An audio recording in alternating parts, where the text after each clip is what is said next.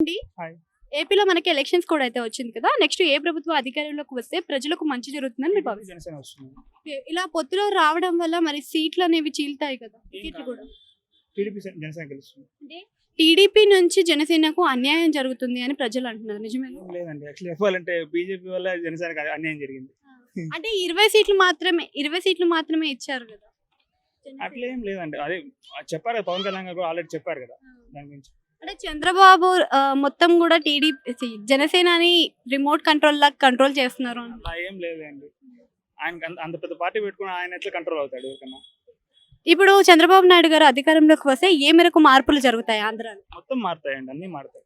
IT sector లో ఎలాంటి మార్పులు రావచ్చు? మనం హైదరాబాద్ చూస్తున్నాం కదండి, మళ్ళీ కొత్తగా అడగాలి అవసరం. ఇప్పుడు ఉద్యోగాల కొరత తగ్గుతుంది అనుకోవచ్చు. డెఫినెట్గా డెఫినెట్గా తగ్గుతుంది. ప్రస్తుతం వ్యాలంటైన్ల సిస్టమ్ అనేది ఉంది, మరి అది కంటిన్యూ చేస్తాను ఒక సభలో అది వేస్ట్ అండి. సో ఇప్పుడు ప్రజెంట్ జగన్ పరిపాలనలో మీకు నచ్చని అంశం ఏంటి? అసలు ఏం నచ్చిందండి? ఫస్ట్ ఏం నచ్చలేదు ఫస్ట్. అంటే చాలా అంశాలు ఇప్పుడు మరి చాలా అంశాల పైన తన పథకాలు సంక్షేమ పథకాలు ఇవ్వడం జరుగుతుంది కదా జగన్, అవి వీటి వల్ల ఉపయోగం ఏం రావట్లేదు, అసలు మాకు కూడా ఏం రావట్లేదు.